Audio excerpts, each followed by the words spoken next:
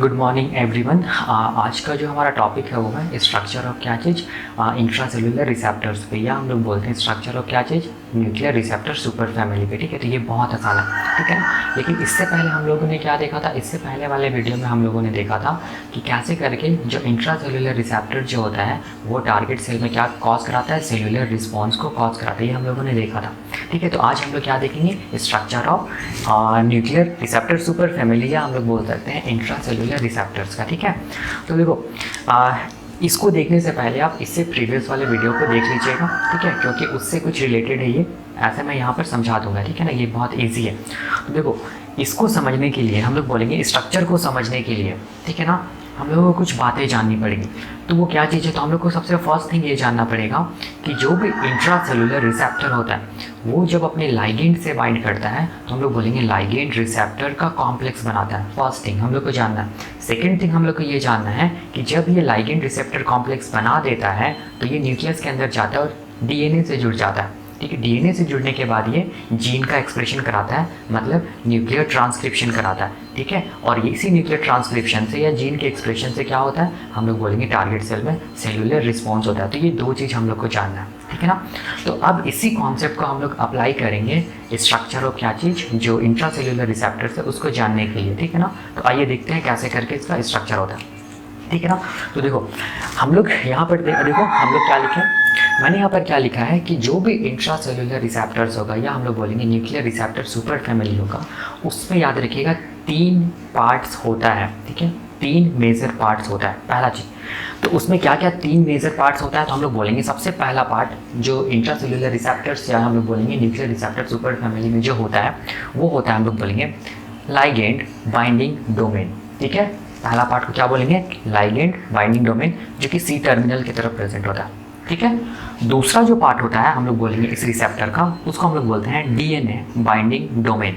ठीक है, क्या बोलेंगे, डीएनए बाइंडिंग डोमेन। और जो थर्ड पार्ट जो होता है इस रिसेप्टर का, उसको हम लोग बोलते हैं एडी, मतलब एक्टिवेशन डोमेन, जो कि एन टर्मिनल की तरफ रहता है। तो अभी तक हम लोग ये जान रहे हैं कि ये जो इंट्रासेलुलर जो रिसेप्टर्स होता है उसका 3 पार्ट होता है। पहला लाइगेंड बाइंडिंग डोमेन या साइट, दूसरा डीएनए बाइंडिंग डोमेन या साइट, तीसरा हम लोग बोलेंगे एक्टिवेशन डोमेन या एक्टिवेशन साइट, जो कि एन टर्मिनल की तरफ आता है। ठीक है ना, अभी ये सब जो मैं लिखा हूँ ना, ये सब सब कुछ कोरिलेट होगा। ठीक है, पहले हम लोग को ये जानना है कि इसका 3 मेजर पार्ट होता है। तो अब मैं ये जो मेजर पार्ट जो है ना उसको एक डायग्राम से बताता हूँ, और यही डायग्राम आप लोगों के बुक में भी बनाया हुआ रहता है। ठीक है, तो देखिए वो डायग्राम क्या चीज़ है, वो डायग्राम है ये। ठीक है ना, तो ये हम लोग बोलेंगे, ये क्या चीज़ हो गया, हम लोग बोलेंगे स्ट्रक्चर हो गया किसका, हम लोग बोलेंगे इंट्रा सेलुलर रिसेप्टर का या न्यूक्लियर रिसेप्टर सुपर फैमिली का। ठीक है, तो देखो इसके स्ट्रक्चर में 3 मेजर पार्ट होगा। पहला पार्ट को हम लोग क्या बोलेंगे, देखो लाइगेंड बाइंडिंग डोमेन, देखो ये वाला लाइगेंड बाइंडिंग डोमेन, तो ये वाला पार्ट क्या हो गया, लाइगेंड बाइंडिंग डोमेन। ठीक है, जो कि सी टर्मिनल की तरफ प्रेजेंट है। ठीक है, दूसरा पार्ट को हम लोग क्या बोलेंगे, डीएनए बाइंडिंग डोमेन, देखो डीएनए बाइंडिंग डोमेन। ठीक है, ये डीएनए बाइंडिंग डोमेन है।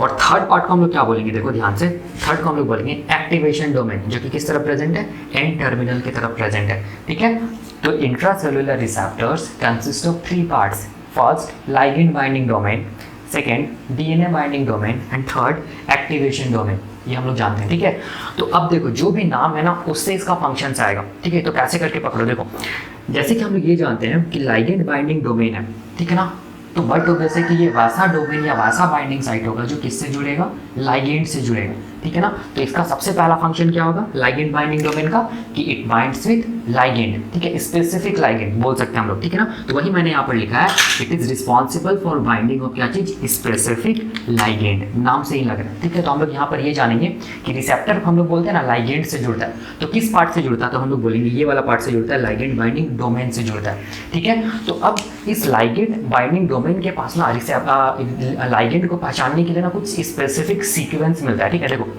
ठीक है ना, और वो स्पेसिफिक सीक्वेंस को हम लोग क्या बोलते हैं, उस स्पेसिफिक सीक्वेंस को हम लोग बोलते हैं एक्टिवेशन फंक्शन 2 सीक्वेंस। क्या बोलेंगे, एक्टिवेशन फंक्शन 2 सीक्वेंस। इसी सीक्वेंस के थ्रू ये क्या करेगा, स्पेसिफिक लाइगेंड को रिकॉग्नाइज करेगा, तब जाके हम लोग बोलेंगे लाइगेंड क्या होगा, इस लाइगेंड बाइंडिंग साइट से जुड़ेगा। तो इसमें क्या होना पड़ेगा, लाइगेंड बाइंडिंग डोमेन या साइट में क्या होना पड़ेगा, हम लोग बोलेंगे देखो ये सीक्वेंस है, देखो जिसको हम लोग बोलते हैं क्या चीज, ये वाला देखो ये सीक्वेंस है जिसको हम लोग बोलते हैं क्या चीज, AF2, मतलब एक्टिवेशन फंक्शन 2, क्या बोलेंगे, एक्टिवेशन फंक्शन 2। तो एक्टिवेशन फंक्शन 2 का काम क्या चीज़ है, लाइगेंड को रिकॉग्नाइज करना और किसके साथ जुड़वा देना, हम लोग बोलेंगे लाइगेंड बाइंडिंग साइट के साथ जुड़वा देना।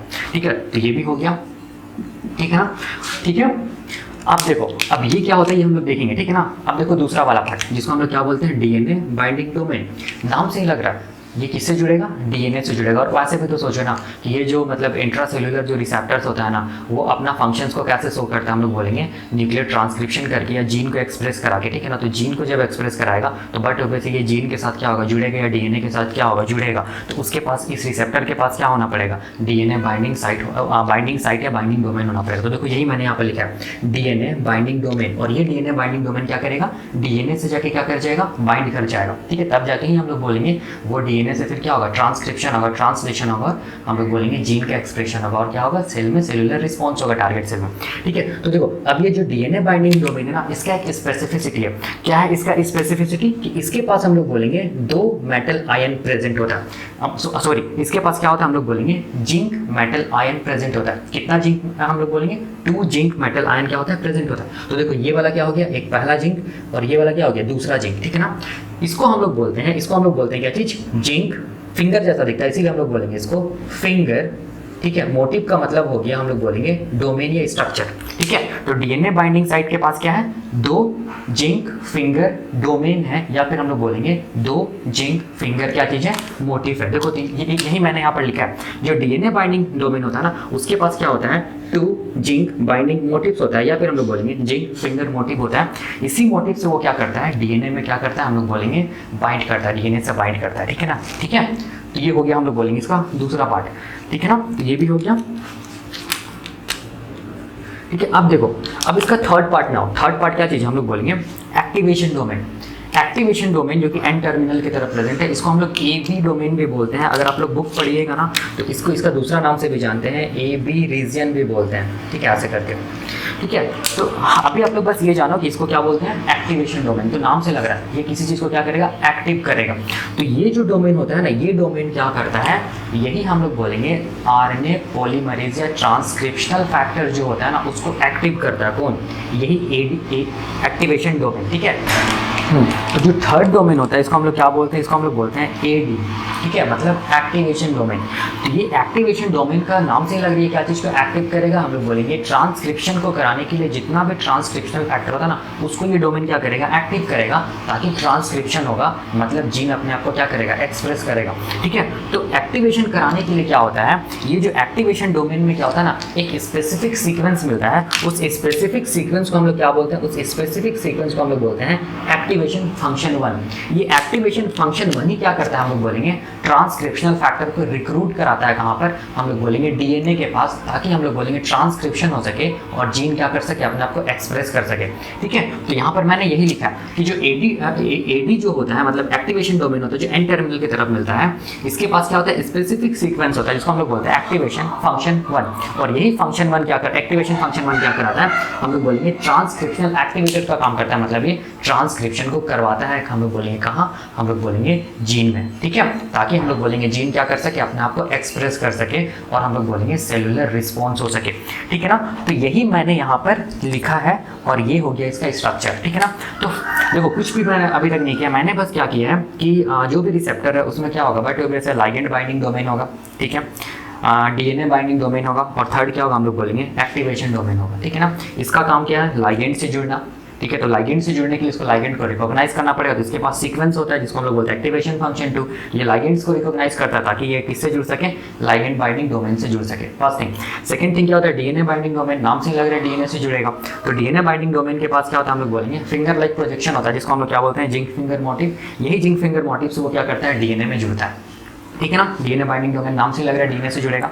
और उसके बाद हम लोग बोलेंगे जब ये जुड़ जाएगा डीएनए से, तो क्या होगा, हम लोग बोलेंगे अब थर्ड जो ये होता है एक्टिवेशन डोमेन, वो काम करेगा, वो क्या करेगा, ट्रांसक्रिप्शन कराएगा। ट्रांसक्रिप्शन कराने के लिए जो भी ट्रांसक्रिप्शनल फैक्टर जो होता है उसको एक्टिवेट करेगा, उसको बोलेगा कि तुम क्या हो जाओ, रिक्रूट हो जाओ ट्रांसक्रिप्शनल फैक्टर को, और हम लोग बोलेंगे क्या करेगा, जीन क्या करेगा, अपने आप को ट्रांसक्राइब करेगा, मतलब हम लोग बोलेंगे जीन क्या करेगा, अपने आप को एक्सप्रेस करेगा, ठीक है। तो ट्रांसक्रिप्शनल फैक्टर को एक्टिवेट करने के लिए इसके पास क्या होता है, एक सीक्वेंस होता है जिसको हम लोग बोलते हैं एक्टिवेशन, सॉरी क्या था, हाँ, एक्टिवेशन फंक्शन 1, ठीक है, बस यही हम लोग जानते हैं। तो अगर आप लोग आपकी बुक में क्या लिखते हैं, ये जो एडी है ना, मतलब एक्टिवेशन डोमेन एंड टर्मिनल, इसको एबी रीजन भी बोलते हैं, ठीक है। बी के बाद क्या आता है, सी आता है, तो ये वाला जो डीएनए बाइंडिंग डोमेन है ना, इसको सी रीजन भी बोलते हैं। उसके बाद ये वाला जो पोर्शन है ना, इसको हम लोग बोलते हैं हिंज, ठीक है। उसके बाद वाला जो पार्ट होता है ना, उसको हम लोग क्या बोलते हैं, सी के बाद हिंज को हम लोग डी भी बोलते हैं, ठीक है। और उसके बाद वाला जो लाइगेंड बाइंडिंग जो डोमेन है, उसको हम लोग बोलेंगे डी के बाद क्या आएगा, ई आएगा, तो ई रीजन भी बोलेंगे, ठीक है ना, ठीक है। तो ये आपके बुक में ऐसे लिखता है, ठीक है। लेकिन आपको यहाँ पर क्या रखना होगा, 3 मेन चीज याद रखना होगा, ligand binding domain, DNA binding domain and activation domain, ठीक है ना। तो यही स्ट्रक्चर हम लोग बोलेंगे इंट्रासेलुलर जो रिसेप्टर होता है उसका होता है, ठीक है। तो यही वाला कहाँ प्रेजेंट होगा, सेल के साइटोप्लाज्म में या साइटोसोल में भी प्रेजेंट होगा, और यही हम लोग बोलेंगे सेल के न्यूक्लियस के अंदर न्यूक्लियोप्लाज्म में भी प्रेजेंट होगा। तभी ये क्या हो गया, स्ट्रक्चर हो गया किसका, इंट्रासेलुलर रिसेप्टर का, ठीक है। तो मैं इसको और सिंप्लीफाई व्यू में, मतलब और सिंप्लीफाई कर देता हूँ इस स्ट्रक्चर को, ठीक है ना, ताकि आपको समझ में आए, ठीक है। तो देखो यहाँ पर मैं क्या कर रहा हूँ, ये जो रिसेप्टर है ना, इंट्रासेलुलर रिसेप्टर, उसको और सिंप्लीफाई व्यू में बना रहा हूँ, ठीक है। तो मैं यहाँ पर क्या कर रहा हूँ, देखो यहाँ पर देखो ये वाला एरिया, देखो ये जो एरिया है ना, ये वाला एरिया को हम लोग क्या बोलेंगे, लाइगेंड बाइंडिंग डोमेन। देखो यहाँ से लेके यहाँ तक वाला एरिया क्या चीज़ हम लोग बोलेंगे, ये है, ठीक है, लाइगेंड बाइंडिंग डोमेन। तो इसके पास क्या है, देखो लाइगेंड को पहचानने के लिए क्या स्पेसिफिक सीक्वेंस, इसको हम लोग बोलते हैं एक्टिवेशन फंक्शन 2। तो देखो ये वाला क्या चीज़ है, ये वाला जो एरिया है ना, ये वाला क्या है, एक्टिवेशन फंक्शन 2। इसी से ये क्या करेगा, जो भी लाइगेंड उसको क्या करेगा, रिकॉग्नाइज करेगा, ठीक है, फर्स्ट थिंग।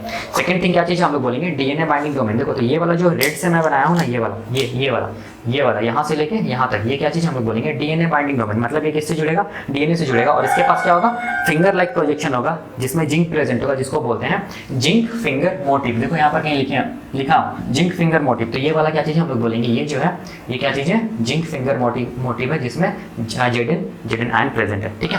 तो ये हो गया डीएनए बाइंडिंग डोमेन, ये वाला। अब थर्ड देखो, ये एक्टिवेशन डोमेन। तो देखो ये वाला जो एरिया है ना, वो क्या चीज़ है, एक्टिवेशन डोमेन। तो ये एक्टिवेशन डोमेन में क्या चीज़ है, हम लोग बोलेंगे स्पेसिफिक सीक्वेंस है, जिसको हम लोग बोलते हैं एक्टिवेशन फंक्शन 1। तो ये वाला क्या हो गया, एक्टिवेशन फंक्शन 1।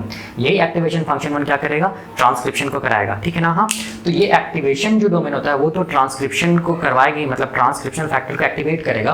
लेकिन याद रखना, इसके साथ साथ हम लोग बोलेंगे कि ये जो लाइगेंड बाइंडिंग डोमेन जो होता है ना, वो भी क्या कराएगा, ट्रांसक्रिप्शनल फैक्टर्स को एक्टिवेट करेगा, ठीक है। इसको भी याद रखना, इसीलिए मैंने यहाँ पर लिखा है, देखो यहाँ पर कहीं पर लिखा होगा मैंने कि it also helps in recruitment of क्या चीज, ट्रांसक्रिप्शनल फैक्टर। मतलब जो लाइगेंड बाइंडिंग डोमेन है ना, उसका काम केवल लाइगेंड को रिकॉग्नाइज करना ही नहीं है। हम लोग बोलेंगे ये लाइगेंड बाइंडिंग डोमेन क्या करता है, लाइगेंड को रिकॉग्नाइज तो करता है, उसके साथ साथ हम लोग बोलेंगे ये क्या करता है, ये ट्रांसक्रिप्शन को भी कराता है, ठीक है। मतलब ट्रांसक्रिप्शन को कराने के लिए जो भी ट्रांसक्रिप्शनल फैक्टर चाहिए उसको रिक्रूट भी कराता है, कौन, हम लोग बोलेंगे लाइगेंड बाइंडिंग डोमेन, ठीक है।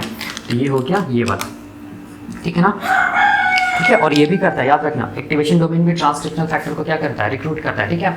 इस चीज़ को याद रखना, ठीक है ना। तो अब देखो, अब मैं इसको समझाता हूँ। देखो ये क्या चीज़ है, हम लोग बोलेंगे ये क्या चीज़ है, टारगेट सेल है, ठीक है ना। देखो मैं लिखा हूँ यहाँ पर, ये वाला क्या चीज़ हम लोग बोलेंगे, टारगेट सेल का क्या चीज़ है, न्यूक्लियस है, ठीक है। ये वाला एरिया क्या चीज़ हम लोग बोलेंगे, न्यूक्लियस। ये वाला एरिया क्या हो जाएगा, cytosol of the target cell.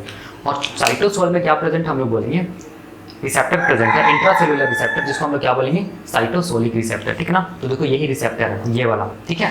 इस रिसेप्टर के पास देखो क्या चीज़ है, हम लोग बोलेंगे ये वाला ग्रीन कलर से जो दिखाया हूँ, ये क्या चीज़ है, लाइगेंड बाइंडिंग डोमेन। देखो ये वाला ग्रीन कलर से क्या है, लाइगेंड बाइंडिंग डोमेन, ये वाला एरिया है, ठीक है। उसके बाद देखो यहाँ पर रेड कलर से जो दिखाया हूँ, यहाँ पर नीचे देखो वो क्या चीज़ हम लोग बोलेंगे, डीएनए बाइंडिंग डोमेन, या यहाँ पर देखो डीएनए बाइंडिंग डोमेन यहाँ पर भी, और ये जो फिंगर लग जैसा प्रोजेक्शन उसमें क्या है, उसको हम लोग बोलेंगे जिंक फिंगर मोटिव, ठीक है। अब देखो ये जो ब्लू कलर से मैं दिखाया हूँ, ये कौन वाला पार्ट है, हम लोग बोलेंगे एक्टिवेशन डोमेन एंड टर्मिनल, या फिर इसको बोलेंगे एडी, ठीक है। तो ये वाला पोर्शन ये है, और ये जो ब्लू कलर से वो क्या चीज़ है, एक्टिवेशन फंक्शन 1 है, ठीक है ना, ठीक है। तो ये हो गया, हम लोग बोलेंगे स्ट्रक्चर और क्या चीज़, साइटोसोलिक रिसेप्टर का, जो कि साइटोसोल में प्रेजेंट है। लेकिन यहाँ पर देखो एक क्या चीज़ है, यहाँ पर ये स्ट्रक्चर जब साइटोसोल में प्रेजेंट होगा ना, तो ये हम लोग बोलेंगे एक प्रोटीन के साथ भी जुड़ा हुआ रहता है। इस प्रोटीन को हम लोग बोलते हैं हीट शॉक प्रोटीन, HSP बोलते हैं, ठीक है ना, HSP 70 बोलते हैं इसको, ठीक है ना। क्या बोलेंगे, HSP 70 या हीट शॉक प्रोटीन। ये एक चैपेरोन होता है, ठीक है ना, इसको चैपेरोन प्रोटीन भी बोलते हैं, जिसके साथ क्या जुड़ा होता है, हम लोग बोलेंगे साइटोसोलिक रिसेप्टर जुड़ा होता है। तो क्वेश्चन आता है यहाँ पर, ये जो साइटोसोलिक रिसेप्टर है ये HSP प्रोटीन के साथ क्यों जुड़ा हुआ है, क्या इसका सिग्निफिकेंस है? तो सिग्निफिकेंस ये है यहाँ पर, अगर HSP नहीं रहेगा तब ये साइटोसोलिक रिसेप्टर को हम लोग बोलेंगे लाइसोसोम जो होता है ना वो डिग्रेड कर देगा। तो HSP का काम क्या चीज़ है, हीट शॉक प्रोटीन का काम क्या चीज़ है, ये साइटोसोलिक रिसेप्टर को क्या करना, लाइसोसोमल एक्टिविटी से बचा के रखना। ठीक है, तो हीट शॉक प्रोटीन का बस उतना ही काम है कि ये क्या करता है, हम लोग बोलेंगे लाइसोसोमल एक्टिविटी से साइटोसोलिक रिसेप्टर को हम लोग बोलेंगे डिसइंटीग्रेट होने से बचाता है। ठीक है ना। तो अब देखो, तो अब क्या होता है, हम लोग बोलेंगे साइटोसोलिक रिसेप्टर है ना, तो क्या आएगा, हम लोग बोलेंगे सिग्नलिंग मॉलिक्यूल आएगा, लाइगेंड आएगा। तो कैसा लाइगेंड आएगा, लाइपोफिलिक लाइगेंड आएगा।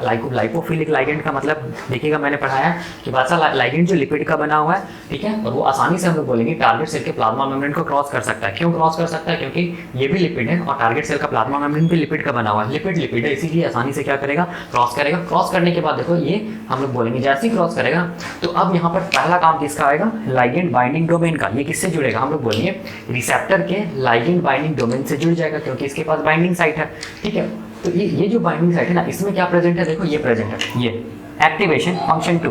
तो यहाँ ये जो एक्टिवेशन फंक्शन 2 है ना, ये क्या करेगा, लाइगेंड को रिकॉग्नाइज करेगा। ठीक है, रिकॉग्नाइज करेगा, तब जाके हम लोग बोलेंगे लाइगेंड किससे जुड़ जाएगा, किससे जुड़ जाएगा, देखो जुड़ गया किसके साथ, अपने रिसेप्टर के साथ जुड़ गया। ठीक है, लाइगेंड बाइंडिंग साइट से रिसेप्टर जो लाइगेंड है वो जुड़ गया। ठीक है, तो जैसे ही हम लोग बोलेंगे लाइगेंड जुड़ेगा अपने रिसेप्टर से, इमीडिएटली क्या होगा, हम लोग बोलेंगे जो हीट शॉक प्रोटीन है ना, वो क्या हो जाएगा, हम लोग बोलेंगे डिसोसिएट कर जाएगा किससे, रिसेप्टर से। तो देखो यहाँ पर क्या हो गया, हीट शॉक प्रोटीन क्या हो गया, ये इस रिसेप्टर से हट गया, मतलब डिसोसिएशन ऑफ क्या हुआ, हीट शॉक प्रोटीन हुआ। और अब हम लोग बोलेंगे, अब जो रिसेप्टर जो है, ठीक है, वो रिसेप्टर में क्या रहेगा, लाइगेंड रहेगा और रिसेप्टर रहेगा ना, तो दो अलग अलग मॉलिक्यूल आ गया। इसीलिए जब भी दो अलग अलग प्रोटीन है, दो अलग अलग मॉलिक्यूल आ जाता है, तो इसको हम लोग बोलते हैं कॉम्प्लेक्स का फॉर्मेशन हो गया। तो कैसा कॉम्प्लेक्स का फॉर्मेशन हुआ, तो ये लाइगेंड है और ये रिसेप्टर है, तो लाइगेंड रिसेप्टर कॉम्प्लेक्स का फॉर्मेशन हो गया। कहाँ, साइटोसोल में ऑफ द टारगेट सेल, जिसको हम लोग लाइगेंड रिसेप्टर कॉम्प्लेक्स भी बोलते हैं। ठीक है ना, तो अभी तक यहाँ तक में क्या हुआ, लाइगेंड रिसेप्टर कॉम्प्लेक्स का फॉर्मेशन हो गया। ठीक है, तो अब देखो, अब यहाँ पर क्या हुआ, देखो अब ये जो लाइगेंड रिसेप्टर कॉम्प्लेक्स का जो फॉर्मेशन हो ना, अब ये क्या होगा, हम लोग बोलेंगे न्यूक्लियस के अंदर आ जाएगा। कैसे आएगा, तो हम लोग बोलेंगे न्यूक्लियर पोर के थ्रू ये कहाँ पहुंच जाएगा, न्यूक्लियस के अंदर। ठीक है, देखो आ गया इंटरसेक्टिंग न्यूक्लियस, कौन, लाइगेंड रिसेप्टर कॉम्प्लेक्स ये। ठीक है, तो अब ये आने के बाद हम लोग जानते हैं कि न्यूक्लियस में क्या प्रेजेंट होता है, डीएनए प्रेजेंट होता है। ठीक है, तो अब ये क्या करेगा, डीएनए से जुड़ेगा, क्योंकि इसका काम क्या है, इस रिसेप्टर, ये जो रिसेप्टर का जो प्राइमरी जो एक्शन है वो कैसे करके करता है, हम लोग बोलेंगे न्यूक्लियस के अंदर जाके न्यूक्लियर ट्रांसक्रिप्शन करता है, मतलब जीन को एक्सप्रेस करा के ही ये सेलुलर रिस्पॉन्स करता है। इसीलिए इस रिसेप्टर को हम लोग बोलेंगे न्यूक्लियस के अंदर आना पड़ेगा। तो न्यूक्लियस के अंदर आ गया। ठीक है, हाँ ये क्या चीज, हम लोग बोलेंगे लाइगेंड रिसेप्टर कॉम्प्लेक्स। अब देखो ये डीएनए से जुड़ेगा, देखो ठीक है, तो डीएनए से बाइंड करने के लिए ना, ये जो बाइंडिंग साइट है ना, डीएनए बाइंडिंग साइट काम करता है। तो डीएनए बाइंडिंग साइट पे ऐसा क्या चीज है कि ये डीएनए से जुड़ जा रहा है, तो देखो यहाँ पर दो ऐसे करके फिंगर लाइक प्रोजेक्शन है। ठीक है, जिसको हम लोग बोलते हैं जिंक फिंगर मोटिव। तो ये जिंक फिंगर मोटिव हम लोग बोलेंगे डीएनए से ऐसे करके जुड़ जाएगा। कौन, ये वाला हम लोग बोलेंगे लाइगेंड रिसेप्टर कॉम्प्लेक्स। देखो जुड़ गया। ठीक है ना, तो अब यहाँ पर ध्यान से देखो, डीएनए के जिस पार्ट से ये जुड़ेगा, तो ये वाला पार्ट से जुड़ा है, देखो ये वाला पार्ट, जिसको मैं थोड़ा ज़्यादा डार्क कर दिया हूँ ब्लैक कलर से। ठीक है, तो ये पार्ट को हम लोग बोलेंगे रेगुलेटरी साइट, या हम लोग बोलेंगे लाइगेंड रिस्पॉन्स एलिमेंट, या हम लोग बोलेंगे हार्मोन रिस्पॉन्स एलिमेंट। याद रखिएगा कि ये जो लाइगेंड रिसेप्टर कॉम्प्लेक्स डीएनए के जिस पार्ट से जुड़ेगा, उस पार्ट को हम लोग क्या बोलेंगे, रेगुलेटरी साइट बोलेंगे, या लाइगेंड रिस्पॉन्स एलिमेंट बोलेंगे, या हार्मोन रिस्पॉन्स एलिमेंट बोलेंगे। ठीक है, तो ये वाला जो ब्लैक कलर से जो मैं दिखाया हूँ वो क्या चीज़ हो गया, हम लोग बोलेंगे रेगुलेटरी साइट हो गया, लाइगेंड रिस्पॉन्स एलिमेंट या हार्मोन रिस्पॉन्स एलिमेंट हो गया। मतलब ये बता रहा है कि जो लाइगेंड रिसेप्टर कॉम्प्लेक्स है वो डीएनए से जुड़ गया। ठीक है, अब जब डीएनए से जुड़ गया तो इसका भी काम खत्म हो गया। अब किसका काम आएगा, हम लोग बोलेंगे ये वाला पार्ट का, जिसको हम लोग बोलते हैं एक्टिवेशन डोमेन। तो अब ये जो एक्टिवेशन डोमेन है ना, वो एक्टिवेशन डोमेन क्या करेगा, ट्रांसक्रिप्शन को कराने के लिए जितना भी ट्रांसक्रिप्शनल फैक्टर्स जो होता है, उसको हम लोग बोलेंगे रिक्रूट कराएगा डीएनए में। रिक्रूट कराएगा तो फायदा क्या होगा, कि हम लोग बोलेंगे ट्रांसक्रिप्शन होगा। ट्रांसक्रिप्शन होगा तो हम लोग बोलेंगे एमआरएनए बनेगा। अब वो एमआरएनए न्यूक्लियस से बाहर आएगा, साइटोप्लाज्म में राइबोसोम से जुड़ेगा और हम लोग बोलेंगे प्रोटीन बनाएगा। तो जब ये प्रोटीन बनेगा तो इस प्रोसेस को हम लोग क्या बोलते हैं, इस प्रोसेस को हम लोग बोलते हैं क्या चीज, ट्रांसलेशन। अब ये प्रोटीन क्या करेगा, हम लोग बोलेंगे आइदर वो एंजाइम्स को एक्टिव करेगा, या हम लोग बोलेंगे प्रोटीन खुद एंजाइम का काम करेगा, और हम लोग बोलेंगे क्या चीज को करवाएगा, टारगेट सेल में सेल्यूलर रिस्पॉन्स को करवाएगा। ठीक है ना। तो ऐसे करके हम लोग बोलते हैं जो इंट्रा सेल्यूलर रिसेप्टर होता है ना, वो क्या चीज़ को करवाता है, सेल्यूलर रिस्पॉन्स को कॉज कराता है। ठीक है, तो यही हम लोग बोलेंगे कॉन्सेप्ट होता है इंट्रा सेल्यूलर रिसेप्टर का। तो अब हम लोग इसका जितना भी फंक्शंस होता है ना उसको कोरिलेट कर पाएंगे। अब देखिएगा मैं कोरिलेट करता हूँ, देखो सबसे पहले क्या क्या लिखा हूँ मैं, लाइगेंड बाइंडिंग डोमेन। ठीक है, तो नाम से ही लग रहा है लाइगेंड बाइंडिंग डोमेन किससे जुड़ेगा, लाइगेंड से जुड़ेगा। तो मैंने यहाँ पर लिखा है responsible for the binding of specific ligand. देखो यहाँ पर जुड़ा भी है। ठीक है, क्यों जुड़ा हुआ है, क्योंकि इसके पास क्या चीज़ है, एक स्पेसिफिक सीक्वेंस होता है जिसको हम लोग क्या बोलते हैं, एक्टिवेशन फंक्शन 2। तो देखो यहाँ पर है ये एक्टिवेशन फंक्शन 2, यहाँ पर भी ये वाला क्या चीज़ है, एक्टिवेशन फंक्शन 2 है। तो ये एक्टिवेशन फंक्शन 2 का काम क्या चीज़ है, हम लोग बोलेंगे क्या चीज़ है कि ये लाइगेंड को रिकॉग्नाइज करेगा, रिकॉग्निशन में हेल्प करेगा। ठीक है ना।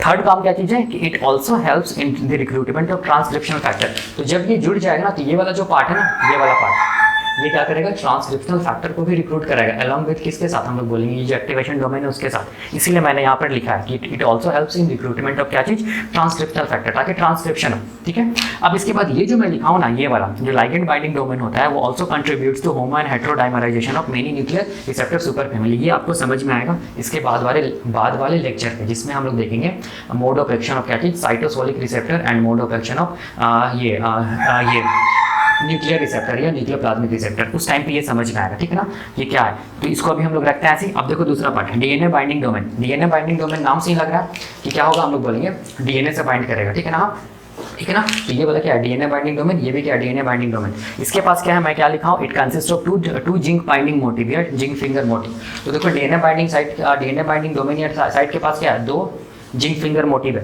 ठीक है, यहाँ भी है, देखो यहाँ भी है 2 जिंक फिंगर मोटिव, और इसी 2 जिंक फिंगर मोटिव से क्या किया, डीएनए में बाइंड किया। इसीलिए इस साइट को हम लोग क्या बोलेंगे, डीएनए बाइंडिंग साइट। ठीक है, तो ये इसका मतलब ये हुआ। अब थर्ड में क्या लिखा हूँ, देखो थर्ड क्या लिखा हूँ, एक्टिवेशन डोमेन, ये एट एंड टर्मिनल। तो ये वाला डोमेन के बारे में बात कर रहा हूँ। तो ये एक्टिवेशन भी डोमेन है, देखो यहाँ पर है, ये ब्लू कलर से मैं दिखाया हूँ। इस एक्टिवेशन डोमेन के पास सबसे पहला क्या चीज़ प्रेजेंट है, हम लोग बोलेंगे एक एक्टिवेशन फंक्शन 1, ये सीक्वेंस स्पेसिफिक सीक्वेंस है। ठीक है ना, तो यही मैं यहाँ पर लिखा हूँ, देखो ठीक है ना, it contains specific sequence called AF1 या एक्टिवेशन फंक्शन 1। तो ये इसका काम क्या है, एक्टिवेशन फंक्शन 1 का काम क्या है, सीक्वेंस का काम क्या है कि ये क्या करेगा, ट्रांसक्रिप्शन कराने वाला जितना फैक्टर्स उसको क्या करेगा, एक्टिवेट करेगा। मतलब ये ट्रांसक्रिप्शन एक्टिवेटर्स का काम करेगा। इसीलिए मैंने यहाँ पर लिखा है कि the function of AF1 is it acts as transcriptional activator in the absence of ligand. Ligand नहीं भी रहेगा तभी ये ट्रांसक्रिप्शनल एक्टिवेटर्स का काम करेगा। ठीक है, इस चीज़ का याद रखना। इसका मतलब ये ट्रांसक्रिप्शन को कराएगा। ठीक है, और थर्ड थिंग क्या चीज़ है, थर्ड थिंग मैंने ये बोला कि इट ऑल्सो रिक्रूट्स द क्या चीज़, ट्रांसक्रिप्शनल फैक्टर्स। ठीक है, फॉर ट्रांसक्रिप्शन। तो ये क्या कराएगा, ट्रांसक्रिप्शनल फैक्टर को रिक्रूट कराएगा। नाम से तो लग रहा है ना, देखो ना एक्टिवेशन फैक्टर है ना, तो ये एक्टिव करेगा इसको, जीन को ना, कैसे एक्टिव करेगा, ट्रांसक्रिप्शनल फैक्टर्स को एक्टिव करके करेगा ना, क्योंकि ट्रांसक्रिप्शनल फैक्टर ही क्या करता है, ये डीएनए या जीन्स को क्या कराता है, हम लोग बोलेंगे एक्सप्रेस कराता है, मतलब ट्रांसक्रिप्शन कराता है। और अब अगर ट्रांसक्रिप्शन होगा तो हम लोग बोलेंगे फिर क्या होगा, ट्रांसलेशन होगा, प्रोटीन्स बनेगा, और वो प्रोटीन्स क्या करेगा, देखो ना एंजाइम्स का तो काम करेगा ना, और एंजाइम्स का जब काम करेगा तो क्या होगा, सेलुलर रिस्पॉन्स होगा। ठीक है ना, तो यही हो गया हम लोग बोलेंगे स्ट्रक्चर ऑफ क्या चीज़, इंट्रा सेलुलर रिसेप्टर्स, या हम लोग बोलेंगे न्यूक्लियर रिसेप्टर सुपर फैमिली। ठीक है ना। तो अब अगर आप लोग थोड़ा सा कॉन्सेंट्रेट कीजिएगा तो ये वाला जो स्ट्रक्चर है जो रिसेप्टर का, उसको आप इसके साथ भी कोरिलेट कर सकते हैं। ठीक है, आप इस रिसेप्टर के साथ भी कोरिलेट कर सकते हैं। आप जो ये जो रिसेप्टर जो कैसे करके काम करे ना, उसके साथ भी आप कोरिलेट कर सकते हैं। ठीक है, तो ऐसे करके हम लोग ये भी बोल सकते हैं कि ऐसे करके क्या होता है, हम लोग बोलेंगे सेलुलर रिस्पॉन्स होता है किसमें, टारगेट सेल में, इस रिसेप्टर के कारण। तो मेरा बताने का मतलब यहाँ पर ये था कि मुझे क्या करना था, ये रिसेप्टर का स्ट्रक्चर भी समझाना था, और इसका जो फंक्शंस जो बुक में लिखता है ना, उसको भी क्या करना था, कोरिलेट करना था। और उसको कोरिलेट मैं तब कर पाता जब मैं ये बताता कि टारगेट सेल में कैसे करके ये रिसेप्टर काम करता है। ठीक है, तो मैंने वो चीज़ कर दिया। ठीक है ना, अब आगे हम लोग क्या देखेंगे, आगे हम लोग देखेंगे अलग अलग देखेंगे कि सबसे पहले इंट्रासेल्युलर रिसेप्टर में जो साइटोसोलिक रिसेप्टर आता है उसका मोड ऑफ एक्शन कैसे है, क्या है। ठीक है ना, उसमें हम लोग ये वाला टर्म आएगा, होमो एंड हेटेरोडाइमराइजेशन। उसके बाद हम लोग देखेंगे क्या चीज़, जो ये होता है ना न्यूक्लियर रिसेप्टर, ये हम लोग बोलेंगे न्यूक्लियर प्लाज्मिक रिसेप्टर, उसका मोड ऑफ एक्शन क्या है, तो उसमें ये टर्म आएगा हेटेरो एंड होमो डाइमराइजेशन। ठीक है, तो उस टाइम पे हम लोग इसको क्लियर करेंगे। तो this is all about the क्या चीज़, स्ट्रक्चर ऑफ इंट्रासेल्युलर रिसेप्टर्स, या तो हम लोग बोल सकते हैं न्यूक्लियर रिसेप्टर सुपर फैमिली। ठीक है ना, तो नेक्स्ट